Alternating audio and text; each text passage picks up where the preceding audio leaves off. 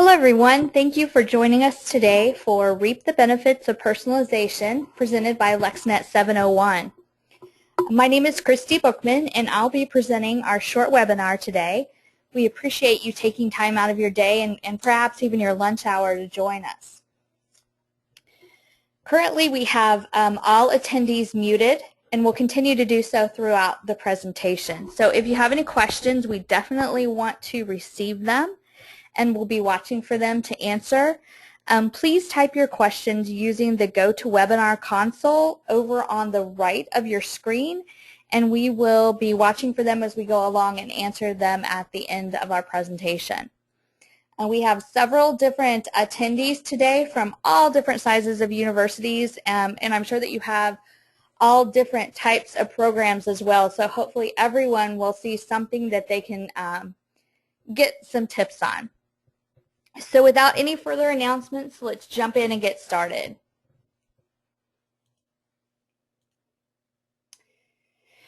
Frank Romano and David Browdy did a study that's very well known in the marketing world and very referenced. The study focused on a comparison of the response rates between various versions of a marketing mailer. So as a baseline, the study found that a black and white mailer, a letter perhaps, received a response rate of 0.46%. Probably not what any of us is looking for a response rate. So to compare, they then added the recipient's name to that black and white mailer to see what impact the name would have on the piece.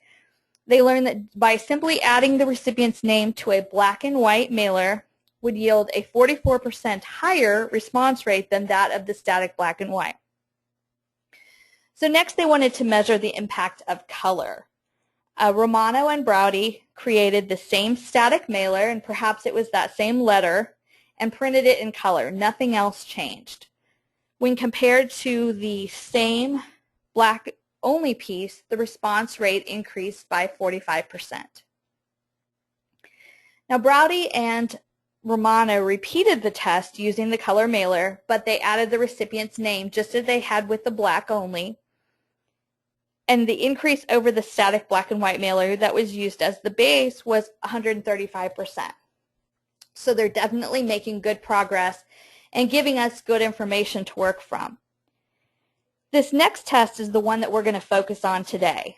Romano and Browdy took that color mailer that included the recipient's name, and they then incorporated information that was relevant to the recipient, to each individual recipient. And we'll look at some specific examples in the next few slides. When compared to that original black-only mailer that was static, the increase in response rates was 500%. Now, I would imagine that most of you are no longer using static black and white marketing communications for mailing. However, are you reaping the true benefits of personalization, not only in your printed materials, but also in your e-marketing? And what does personalization mean to you or your organization? Is this personalization? We have clients, when we begin to talk with them, that they say, of course we personalize, we put the name on it. Well, in some organizations, that is considered personalization. At LexNet 701, though, we wouldn't consider that personalization, and we definitely wouldn't consider it effective personalization. Now here's an example that you've likely seen that incorporates some basic personalization. The front of this self-mailer included information that was relevant to our recipient in their current position and for their current responsibilities. Your budget's been cut, you're going to have cuts in staff, and we need to raise more money. Now, which of us have not heard that recently? So it was relevant. And then, of course, we used the recipient's name as a part of the text message that was used as the artwork that was the focus of this particular card and the design. On the inside of the self-mailer, the recipient's name was used again to personalize the message. In addition, we incorporated a personalized URL or personalized landing page for the marketing piece. And then we also incorporated a personalized QR code. And we'll discuss those in detail in just a few minutes. University foundations generally have a bit of an advantage in that you have a good deal of information that you already know about those records in your database. Understanding the elements of data that you know and how to effectively incorporate those elements into increased response rates is your challenge. And many universities have research, donor research, and staffs that specifically address those issues. If you're in the enrollment or student recruitment areas of the college or university, you may know less about your audience. However, you too have ways of obtaining meaningful information that will capture the attention of those that are interested in attending your institution. And when you say the statement, you have a huge advantage, you may think that we're crazy. Of course, there are those challenges. Recent graduates, for example, can be a challenge. The address you have on file may be the one that they used from their home when they applied for admission the summer before their senior year of high school. Maybe those parents have moved in the last 5 years, and that student may not even live in the same city today. Clearly, there are still challenges.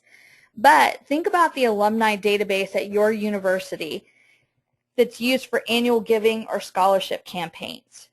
Consider the amount of information that you already know about the individuals in your database. You know when they graduated, you know which college they graduated from, you likely know their giving history, and you may know a lot more. If you don't know everything that you'd like to know about those in your database, don't be discouraged. It can be as simple as just asking. You know, if you're sitting in your fall campaign strategy session and year after year someone says, if we just knew what the preference of our potential donors is for X, you need to ask. It's obviously something that can be valuable to make your piece relevant to your recipient. According to the Urban Institute, in direct marketing, practitioners view large numbers of prospects or donors through the lens of statistics. And that's very true. Fundraising teaches us how to view prospects or donors as individuals with unique values, beliefs, and preferences. To learn more about your donors' preferences, you have to find out by asking, not by assuming. Ask donors using a short survey of 2 to 3 questions that takes less than 3 minutes to complete. You can ask using a personalized URL on your website, through a short email survey, or have callers ask when they're doing the telefund campaign. And don't ignore the fact that the message in which they'd like to be contacted is an important preference. For example, if a responder states that she'd like to be contacted by phone between the hours of 7 and 10, you now know her preference. But if you ask, you have to be prepared to follow through. Don't call her at noon if she wants to be called in the evening. So knowing how your donors and prospects would like to be contacted, again, is just another way of personalizing their experience with you. Now here's another example that's familiar. For this postcard that was mailed by LexNet 701, we stated that one of the images on the front of the card could increase response rates by 20% with 50 to 54-year-old donors. So which one is it? Is it the photo on the left of students in the classroom? Is it the one in the center with a student using what is definitely an antiquated computer system?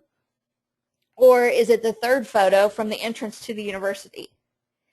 The key to answering this question is looking at the recipient. The photo that could generate a 20% higher response rate for donors that are 50 to 54 years old is the second photo. To take this a step further, this would be an ideal image to use for a marketing piece when mailing to a 50 to 54-year-old woman who graduated from the School of Business in 1980. If the recipient was a male student from the School of Business in 1980, the photo would be the same except for the fact that the student would be male. If the recipient graduated from the College of Education in 1980, the photo would be representative of the teaching school instead of the business school in the early 80s. You'll notice that the personalization of the photo, it's subtle. It's obviously not a photo of that individual from their days at the college. However, it would be relevant to the recipient and will capture their attention. Now, on the back side of the same postcard, we have added personalization as well. So one of the keys to the successful use of personalization is that the personalization can't be invasive. Like we just talked about, it has to be subtle. The last thing you want to do is be so obvious with your personalization that it scares your recipient. Clearly, you wouldn't want to put their social security number or the grade that they received in sophomore biology. Those wouldn't be things that you'd want to add to their marketing piece. However, information that is relevant can be powerful.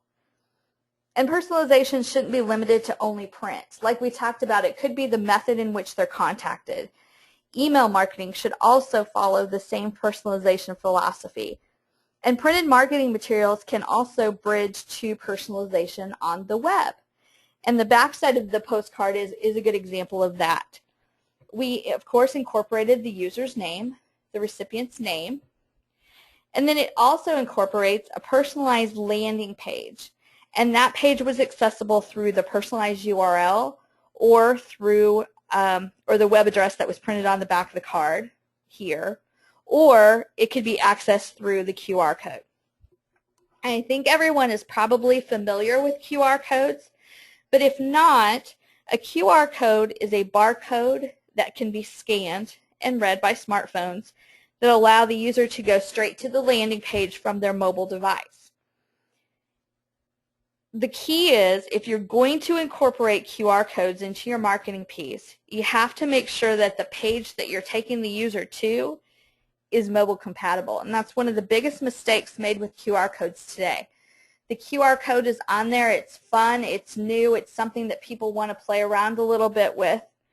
And your user downloads a QR code reader, or there's one already installed on their phone, and they snap the code, and the page that they're taking to isn't mobile compatible. Well, that really kind of kills the experience for the user. So you just want to make sure that you're staying consistent. By using a mobile tool, you land on a mobile site.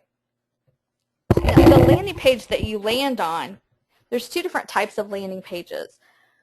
One is a generic URL, and that basically is the equivalent of your static mailer back in the study. There's nothing specific about the recipient on a generic landing page.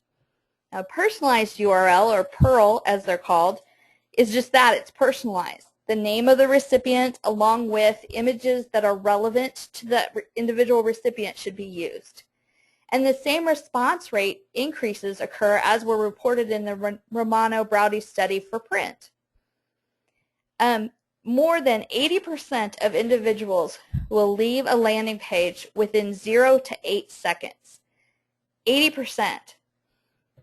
They may leave because they don't like the site design or they don't like the offer, but they may also leave because they don't relate to the landing page. It's not relevant to them. It doesn't capture their attention. To truly reap the benefits of personalization, you need to carry it through your entire campaign, not just your printed piece. So let's take a look at an example that we produced for a university for a fundraising campaign. This self-mailer was developed for the Emporia State University Foundation. It was mailed to a large group of their alumni base. So the entire database was evaluated to determine what information known about the individuals in the database could be most effectively used to increase response rates.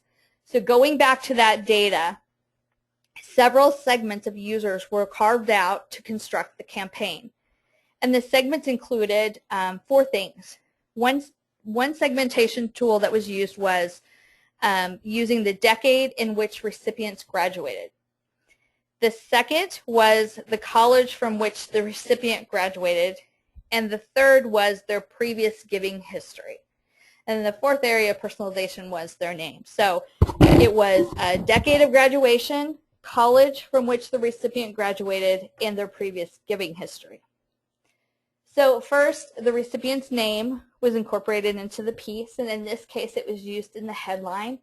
In other pieces it's used throughout. In this case they just used it here and then in the reply mechanism.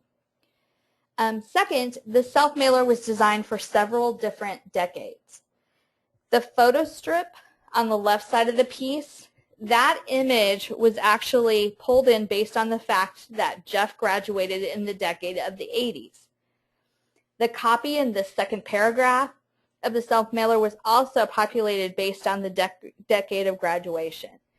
It's safe to say clothes and hair have changed. Feather bangs, a great turtleneck, and even that corduroy blazer aren't really the hip threads they once were. If this piece were mailing to someone that graduated in the 60s, the paragraph would have different copy. So the text and images used were fun, and they brought the recipient back to their days at ESU. Next, the letter itself was signed, and that's a digital signature, was signed by a representative from the college that the recipient graduated from. Signatures were populated into the piece based on the recipient's degree from the School of Business or the Teachers College, etc. Whatever school they graduated from, that was which signer signed their letter. Now, the fourth element was the recipient's prior giving history. A suggested ask amount was incorporated into the reply form based on the recipient's prior gift plus a slight increase. So, for example, if the recipient gave $50 last year, the suggested gift amount pre-printed on the form was $60. In all cases, the recipient would have the ability to make a gift in amount different than what was suggested, but a suggestion was made for each individual, and it was slightly more than what they had given in the past. Just as a rule of thumb, always make sure to pre-fill as much as possible for your recipient, whether it's for a paper reply form or an electronic web form. Allow the user to update their information or make changes, but make the number of steps that they need to complete in order to reply as few and as easy as possible. Not only do they appreciate the fact that they don't have to write everything in or type everything in, they will also be more inclined to respond. So that will help your response rates as well. The average consumer, just to get some perspective, the average consumer is exposed to 5,980 marketing messages daily. On average, 52 of those, almost 6,000, get noticed. And of those 52, only 4 are really paid attention to. So how do you make sure that your message is one of the 4 that's read and paid attention to? And when we talk about 6,000 marketing messages daily, we're talking about radio advertisements, billboards, newspaper ads, direct marketing, emails, text messages. The list goes on, and as we continue to add new ways to communicate with people, the number of messages will just increase as well. So you really need to work hard to make the message relevant to your recipient to get the desired outcome. You do have an advantage. You have demographic information about your recipients, and they have an affiliation with and a fondness for your institution. Now you just need to add the personalization to reap the rewards and increase the number of gifts, the amount of those gifts, and the engagement that you have with your audience. I want to get to questions, but just quickly I want to tell you a little bit about LexNet 701. The LexNet Corporation has been a leading marketing solutions provider for over 20 years. And we have been working with a number of schools throughout the U.S. and have found that effectively marketing for universities can be a challenge for some. Whether you have well-established marketing departments or whether you're really struggling to kind of find out where you fit, we worked with universities across the board. So we created a website dedicated to higher education professionals that you can use as a resource for any marketing questions or to get new information. There are sections on the site related to fundraising, attracting new students, and more. And every day new articles and information are added to the site in one convenient location. You'll want to check out the Resource Center on the LexNet 701 website. And if you go to www.lexnet701.com and click over here on the left side of the screen for success stories, you'll be able to access case studies, expert interviews, industry reports, white papers, much more. You don't need to register to check out the site. It's just there for you to use and to share. And one of the reports that's available on the Resource Center right now is one-to-one personalized printing best practices. And this information in the Resource Center is updated once a month. And then, like we said, articles and information industry-wide is updated every single day. We'd also love to have you join us on Facebook, Twitter, and on LinkedIn. And there's the one-to-one personalized printing best practices, and you just go in and put in your information and we'll email it right to you. Here's my contact information at LexNet 701. You can also contact Jan Lerner at that same number, 800-767-1735. We're here to help and answer any questions that you might have. LexNet 701 is a one-stop shop for your marketing needs, and we really hope that you are able to utilize the online resources that we've created on the site. And then when you have questions, just let us know. So let's get to just a couple of questions before we run out of time. We intentionally set the webinars for 30 minutes so that we can get a lot of information to in a quick amount of time and not take a lot of time out of your day. So if you have any questions, please type them into your the GoToWebinar console, and I will answer those, and we'll go ahead and go through the questions that we've received. So let me just take a look quick. All right.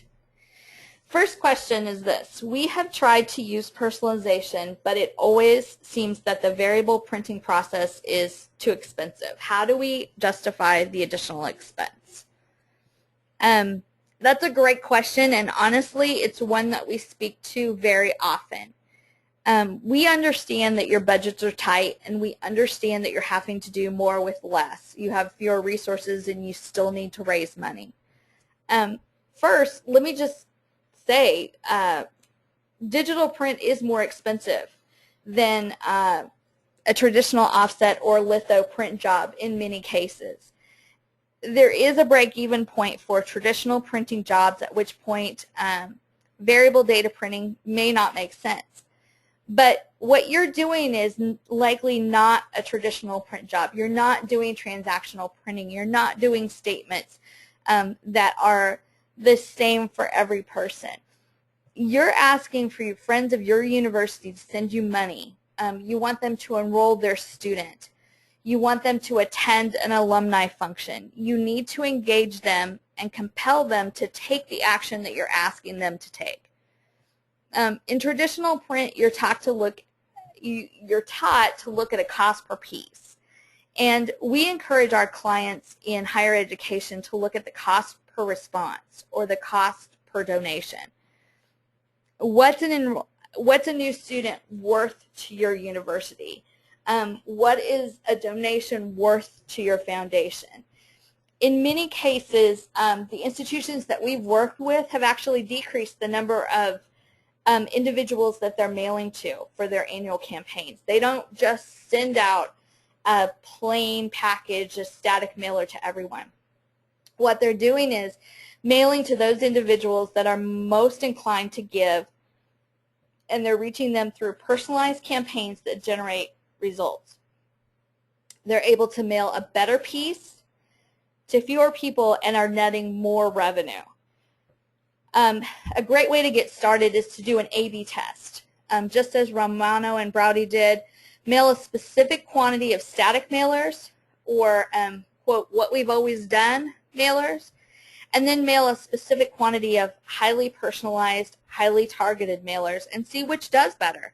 See which returns a higher return on investment.